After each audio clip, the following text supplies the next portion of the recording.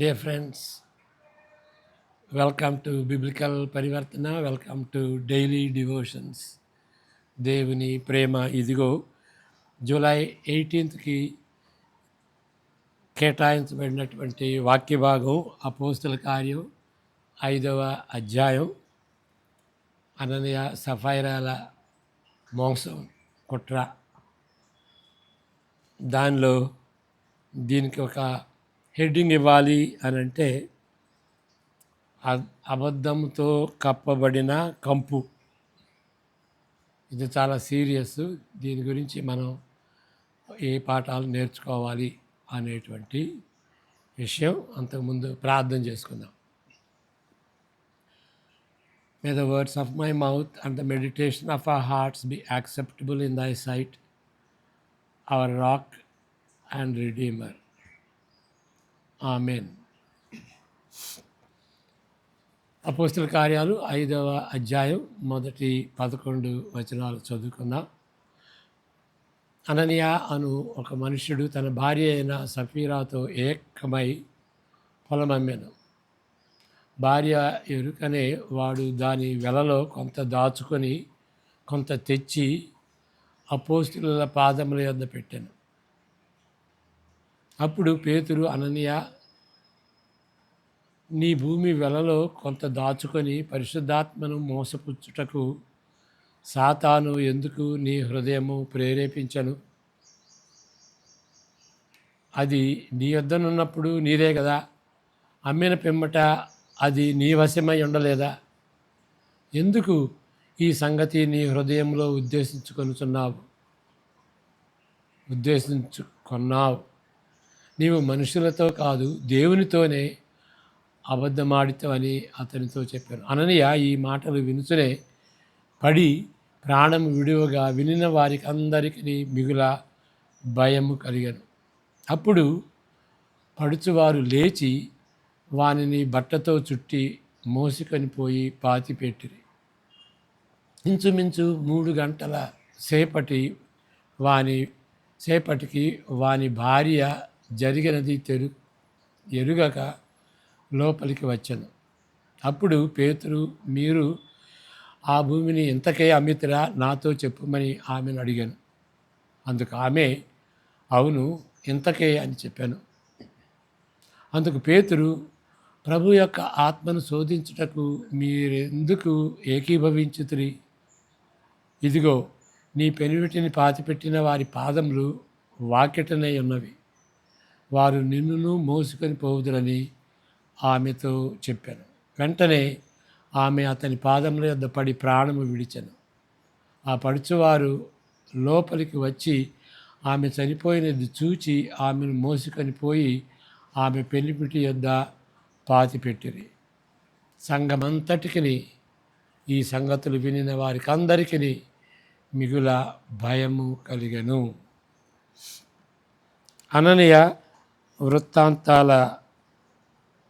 అననీయ సఫీరాల వృత్తాంతం వారి పేరుతో సహా వారి మోసమును బట్టి ఆరంభంలోనే మరి క్రైస్తవ రికార్డుల్లో నమోదు చేయబడింది కదా. ఇది ఏంటి అంటే ఆరంభంలోనే ఇది మొదలు చేయబడింది. అంటే ఇలాంటివి జరిగినప్పుడు ఏది జరుగుతుంది, దాని పర్యవసానం ఏంటి అనేటువంటి రీతిగా ఆరంభంలోనే దీన్ని పెట్టారు. అంటే ఇంతకుముందు రివైవల్ జరిగింది. రివైవల్ మరి 3,000 మంది, 5,000 మంది, అద్భుతాలు జరిగినాయి. అదంతా మనం చూసాం 2, 3, 4 అధ్యాయాల్లో. ఆ సమయంలో ఇది జరిగింది అని ఈ ముందు అధ్యాయంలోనే ఈ యొక్క సంఘటనని అమర్చారు. అనేక కారణాలను బట్టి ఇది కలవరపరిచే విషయంగా ఉంటుంది. తప్పనిసరిగా అది క్రైస్తవ సంఘము ఆ విధంగా తలంచిందని దీనిపై కేంద్రీకరించుట. ఓకే, అంటే తప్పనిసరిగా ఆది సంఘం ఈ విధంగా తలంచింది. ఇది కలవరపరిచే విషయం, భయపెట్టేటువంటి విషయం. కాబట్టి ఆ విధంగా తలంచింది కాబట్టి ఇది ముందే పెట్టారన్నమాట. అంటే ఇది సీరియస్, అది చులకనగా తీసుకోకూడదు. దీనిపై కేంద్రీకరించుటకు 4 విషయాలు గమనించాలి. మొదటిది, ఉజ్జీవము వచ్చినప్పుడు సమాజంలో పాపము ఉండదని హామీ ఇవ్వలేము.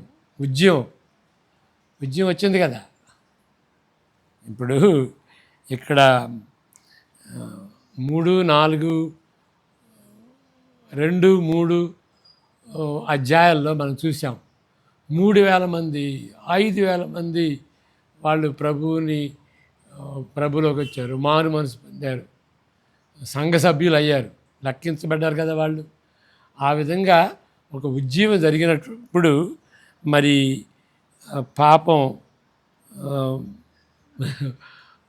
పాపం ఉండదని హామీ ఏమీ లేదు. ఈ పాపం జరిగింది. అనేక మంది మారు మనసు పొందినప్పుడు, ఓకే, వారి జీవితం నిజంగా మారినప్పుడు, వారు ఉజ్జీవింపబడి పాపమును నిత్యముగా ద్వేషించిన సమయంలో, ఓకే, కొందరేమో అట్లా చేస్తారు, ఉద్యోగం పొందుతారు, మారుతారు. కొందరు ఏం చేస్తారు, పవిత్రులు కాకపోయినప్పటికీ పవిత్రులు అనిపించుకునేందుకు ఆశపడతారు.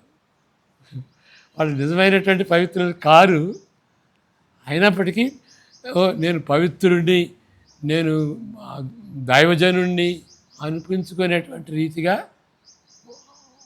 ప్రజలు అనుకోవాలి అని ఆశపడతారన్నమాట. అదే వేషధారణ. లేనిది ఉన్నట్లుగా చెప్పుకోవటం. వేషధారణ చేత శోధింపబడుటకు సంఘము, ఓకే, ఉజ్జీవ సమయంలో అనేక విధాలుగా గురి అయినట్లు సమాజం బహిరంగంగా ఉన్నప్పుడు కానీ, ఐహికంగా ఉన్నప్పుడు కానీ, అంటే సెక్యులర్ వరల్డ్లో ఇది జరగదు. అంతేకాదు మరి ఈ పేగన్ సొసైటీలో కూడాను ఇలాంటి వేషధారణ ప్రబలం కాదు. ఎప్పుడవుతుంది అంటే ఉద్యోగం జరుగుతున్నప్పుడు. ఎందుకంటే అందరూ ఆదమరిచి ఉంటారు, అలాంటి మోసం జరగదు అనేటువంటి పరిస్థితుల్లో మోసం జరుగుతుంది అని మనం గ్రహించాలి. ఉద్యమం జరిగేటప్పుడే ఈ యొక్క వేషధారణ ఎక్కువైపోద్ది, ప్రబలిపోద్ది. మరి మామూలు సెక్యులర్ వరల్డ్లో అంతగా ఉండదు. ఎందుకంటే అందరూ జాగ్రత్త పడతారు, మోసం చేస్తున్నాడేమో, అబద్ధం చెబుతున్నాడేమో అని వాళ్ళు జాగ్రత్త పడతారు. కానీ సంఘంలో ఉద్యోగం జరుగుతున్న సమయంలో ఎట్లా జరుగుద్ది అని ఎవరు అనుకోరు. కాబట్టి ఓకే, ఇది అంటే సంఘంలో ఉద్యోగ సమయంలో ఎక్కువ జరుగుద్ది. అననీయ సఫైరాలు వారి ఆస్తిని నమ్మి డబ్బు ఇవ్వలేదనే సమస్య కంటే వారు చెప్పిన అబద్ధం కీలకమైంది. ఇక వాళ్ళు తప్పకుండా ఇవ్వాలి అనే రూల్ ఏం లేదు కదా, బలవంతమే లేదు కదా. వాళ్ళు అమ్ముకుంటే వాళ్ళ దగ్గర ఉంచుకోవచ్చు, ఆ డబ్బుని ఇష్టం వచ్చినంత ఇవ్వచ్చు. కానీ సమస్తం ఇచ్చాము, త్యాగం చేసాము అని అనిపించుకోవటం కోసమని అబద్ధం ఆడారు. కొంతమంది సభ్యులు వారి ఆస్తిని అమ్మి క్రీస్తునందలి సహోదరీల అక్రతను తీర్చుటతో సహా పలు విధములైన సంఘ సేవల నిమిత్తము విరాళములను అర్పించినట్లుగా ఇక్కడ కనిపిస్తుంది. నిజంగా ఈ విషయంలో బర్నబా మాదిరిగా ఉన్నాడు. 4వ అధ్యాయం 36, 37 వచనాలు చదువుకుందాం.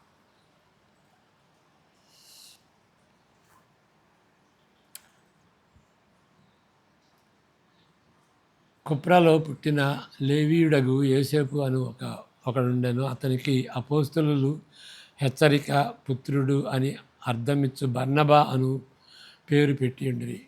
ఇతడు భూమి గలవాడై ఉండి దానిని అమ్మి దాని వెల తెచ్చి అపోస్తలుల పాదముల యొద్ద పెట్టెను. కాబట్టి దానిలో ఆయన చాలా మాదిరిగా ఉన్నాడు. అంతేగాక ఇప్పుడు ఆయన స్టోరీ 4వ అధ్యాయంలో ఆయన స్టోరీ ఉంది. ఇప్పుడు ఈ 5వ అధ్యాయంలో అననీయ సఫైరాల స్టోరీ ఉంది. అంటే దానికి దీనికి ప్రక్కన పెట్టడం వలన దాన్ని పోల్చి చూసుకోండి. దాన్నే ఫాయిల్ అంటారు. దానికి దీనికి ఏ విధంగా భిన్నంగా ఉన్నదో చూడండి అని పాఠం నేర్చుకునేటటువంటి రీతిగా దాని నుండి దీనికి, దీని నుండి దానికి, బరబ్బా నుండి వీళ్ళు నేర్చుకోవటం, వీళ్ళ నుండి బరబ్బా నేర్చుకోవటం, బరబ్బాని గురించి నేర్చుకోవటం, పోల్చి చూసేటటువంటి రీతిగా ప్రక్కన పెట్టండి అన్నమాట. దాన్ని జక్స్టా పొజిషన్ అంటారు. ఓకే, ఒకదానికొకటి ఫాయిల్గా ఉంటుంది, ఫాయిల్ అంటారు ఇంగ్లీష్లో. ఇక్కడ భిన్నంగా అని దాన్ని చెప్పాం. ఆయన భిన్నంగా ఉన్నట్లుగా కనిపిస్తుంది. కానీ వీరిద్దరూ తమ ఆస్తిని అమ్మి దాని నుండి వచ్చిన సొమ్ములో కొంత వారి సొంతం చేసుకొని సమస్త సంఘ నాయకులకు ఇచ్చినట్లు నటించారు. అది ప్రాబ్లం. వారు పవిత్రులని, త్యాగము చేసిన వారని, దాతృత్వము గలవారని, దైవికులుగా కొనవలననే నటన, ఇది చాలా అసహ్యకరమైనది అని మనం గ్రహించాలి. దీనిని పట్టించుకొనకపోయిన ఎడల, దేవుడు కానీ మనుషులు కానీ పట్టించకపోయిన ఎడల అది అంతు లేకుండా విస్తరించగలదు. ఇలాంటి నటన అంతు లేకుండా విస్తరించిపోద్ది సంఘంలో, సమాజంలో కూడా. గౌరవించే స్థాయిలో వారిని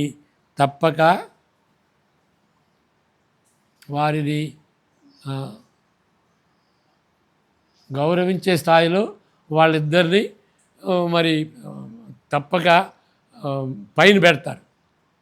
ఓకే, పైన పెడతారు అంటే హెచ్చిస్తారన్నమాట. వారు దానికి అర్హులు కాదు. నటన చేసి ఆ విధంగా చేస్తే వారిని హెచ్చించడం ఏంటి, వారిని గౌరవించడం ఏంటి? అంతకంటే దారుణమైన పరిస్థితి ఇంకోటి ఉంది. పరిశుద్ధాత్మకు వ్యతిరేకంగా చెప్పిన అబద్ధము. పరిశుద్ధాత్మకి వ్యతిరేకంగా చెప్పారని ఉంది, మరి దేవునికి వ్యతిరేకంగా చెప్పారు అని ఉంది. దీనిలో భేదమే లేదు. ఎందుకంటే పరిశుద్ధాత్మే దేవుడు కాబట్టి. దేవుని ఆత్మకు సత్యము తెలియనట్లు లేక ఆయన పట్టించుకున్నట్లు తలంచినప్పుడు అది అంతులేని దురభిమాన పాపము. దురభిమాన పాపం అంటే ఏంటి అంటే, పాపం చేసేటప్పుడు కప్పిపుచ్చుకుంటాం, నైట్ టైంలో చేస్తాం, ఏదో అబద్ధం ఆడతాం, చాటును చేస్తాం. ఈ దురభిమాన పాపం ఏంటంటే ధైర్యంగా పట్టపగలుగా చేస్తానురా నేను అనేటువంటి దాన్ని దురభిమాన పాపం అంటారు. ఇంగ్లీష్లో ఏమంటారంటే ప్రిజంప్చుయస్ సిన్. కీర్తనలో కూడా ఉంటుంది, Lord please keep me from presumptuous sin. Okay, తెలియక చేయటం వేరు, తెలిసి ధైర్యంగా పట్టపగలుగా చేయటం వేరు. ఆ దురభిమాన పాపం అన్నమాట. అది విగ్రహారాధనగా ఉంటూ దేవుని కేంద్రంగా కలిగిన యథార్థతమైన విశ్వాసమునకు చాలా దూరంగా ఉంటుంది. అంటే దేవునికి నిజంగా ఫెయిత్ఫుల్గా ఉండకుండా, విశ్వాసం అంటే విశ్వసనీయత రెండు ఒకటే బైబిల్లో, ఓల్డ్ టెస్టిమెంట్లో, న్యూ టెస్టిమెంట్లో. విశ్వసించినటువంటి వాడు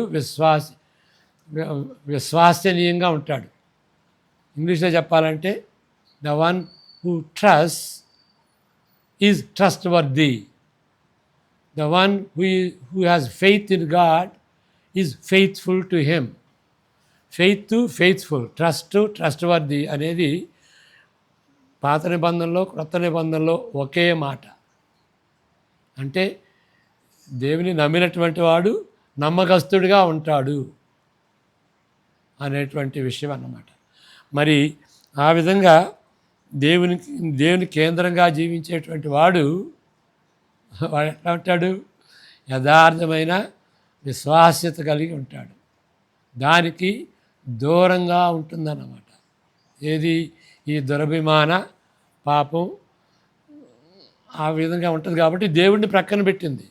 అదే విగ్రహారాధన. దేవుడిని పక్కన పెడితే, దేవునికి హైయెస్ట్ ప్లేస్ ఇవ్వకపోతే అది విగ్రహారాధనతో సమానం. విగ్రహాలే ఉండనవసరం లేదు. హృదయంలో కూడా ఉన్నటువంటి ఇలాంటి దురభిమాన పాపం. మూడవది, ఈ సమస్యలో ఉన్న మరొక అంశం ఏంటంటే కుట్ర. వేరే వాళ్ళతో కుట్ర పనటం. ఈ దుర్మార్గపు ఆట ఆడారు వీళ్ళు. స్టంట్ అంటారు. అననీయ ఒక్కడే కాదు, భార్య ఎరుకనే వాడు దాని వెలలో కొంత దాచుకొని తాను చేసినటువంటి పని. ఓకే, భార్య కూడా అంది, నువ్వు చేసావా అని. అంటే చేశాను సార్, మేము ఎదురు పలుకున్నాం సార్, మేము ఎదురు చేసిందేం సార్ అని చెప్పింది కదా. నిజానికి ఆమె ఆడిన అబద్ధం ప్యాసివ్గా లేదు. ఓకే, ఆయనే చేశాడు, ఈవిడేం చేయలేదు అంటానికి కాదు. ఆవిడ కూడా పాలి భాగస్తులాగా ఉన్నది. ఆవిడ కూడా జోక్యం తీసుకుంది. కాబట్టి అది యాక్టివ్ లై. ఈ విధంగా సహోదరులు మోసపుచ్చి దేవుని తిరస్కరించుటలో ఇద్దరు కలిసి చేసిన అక్రమం, కుట్ర దీనిలో దాగి ఉన్నది. ఇక నాలుగవ విషయం, నిజమైన ఉద్యోగ సమయంలో పతనమవుతున్న పరిస్థితుల కంటే దేవుని తీర్పు వెంటనే జరగవచ్చు. మామూలుగా ఆర్డినరీగా ఉన్నటువంటి పరిస్థితుల్లో, అంటే సంఘం పతనమవుతున్నప్పుడు అప్పుడు కంటే ఉజ్జీవ సమయంలో దేవుని యొక్క జడ్జిమెంటు వెంటనే వస్తుంది. ఇక్కడ జరిగింది అట్లా వెంటనే. ఎందుకంటే అది రివైవల్ టైము. దేవుని నిర్లక్ష్యం చేసి సంఘం నుండి దేవుడు వదిలిపెట్టి వెళితే పాపమునకు ఆనకట్ట ఉండదు. విచ్చలవిడిగా పాపం చేస్తారు. ఎందుకంటే దేవుడు పట్టించుకోడు, దేవుడు తీర్పు చేయడు, దేవుడు శిక్షించడు. కాబట్టి ఇక పాపానికి ఆనకట్ట అనేది ఉండదు. అది అన్నిటికంటే ఎక్కువ శిక్ష. దేవుడు వదిలిపెట్టడం, దేవుడు పట్టించుకోకపోవటం, దేవుడు శిక్షించకుండా ఉండటం అన్నిటికంటే ఎక్కువ శిక్ష. దేవుడు శిక్షించకుండా ఉండటం అది అన్నిటికంటే ఎక్కువ శిక్ష అని తలంచాలి. చివరకు ఇది తిరుగులేని పతనమునకు తప్పనిసరిగా దారి తీస్తుంది. ఎందుకంటే దేవుడు ముందు జడ్జిమెంట్ చేసి దాన్ని ఆపకపోతే ఇక ఆనకట్ట లేకుండా పతనానికి దారి తీస్తుంది.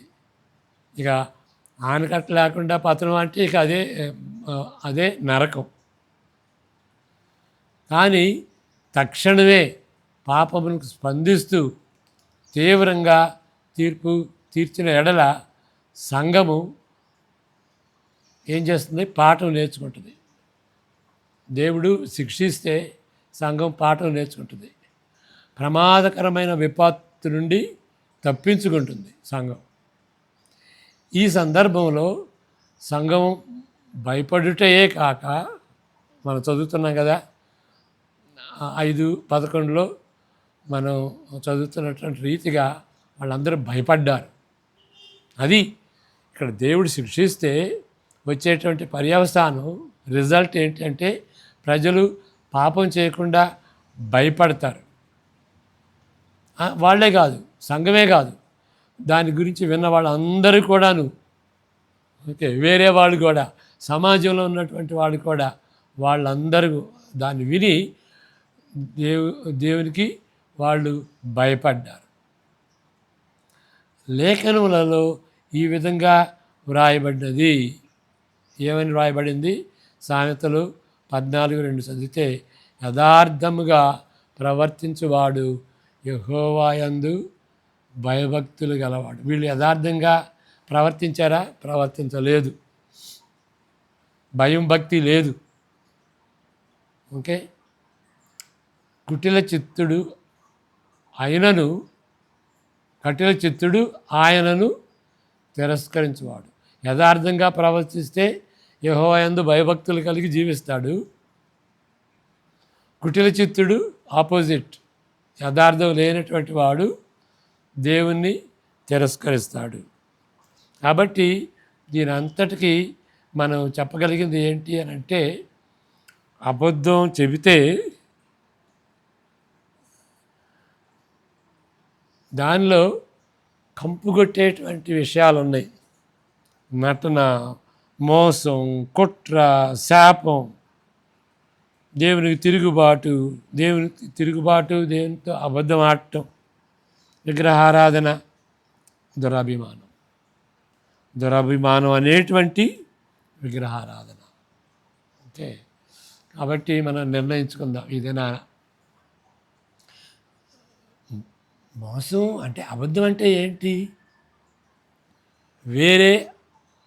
వేరే విధంగా మనుషులు అర్థం చేసుకునేటువంటి రీతిగా, యథార్థత కాకుండా వేరే విధంగా మనుషులు అర్థం చేసుకునేటటువంటి రీతిగా, వైట్ లై కావచ్చు, బ్లాక్ లై కావచ్చు, వాళ్ళు ఆ విధంగా అర్థం చేసుకునేటట్టుగా మనం మాట్లాడటం అన్నమాట.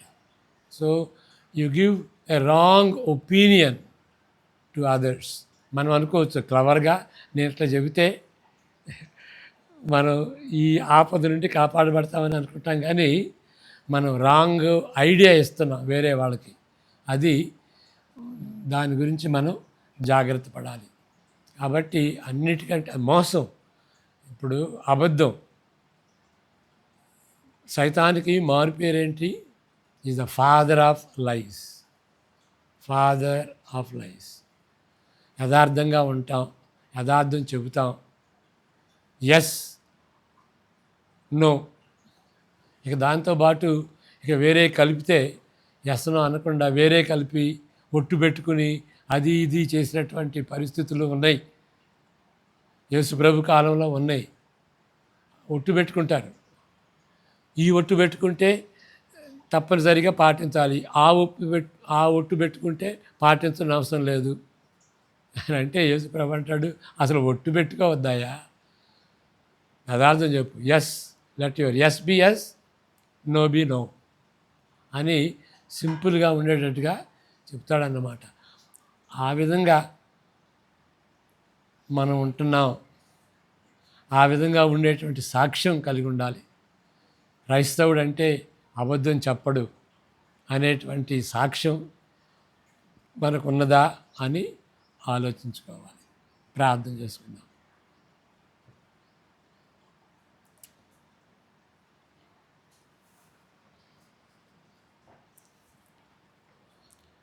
May the grace of the Lord Jesus Christ, the love of the Father, and the fellowship of the Holy Spirit be with you always, now and forevermore. Amen. God bless you.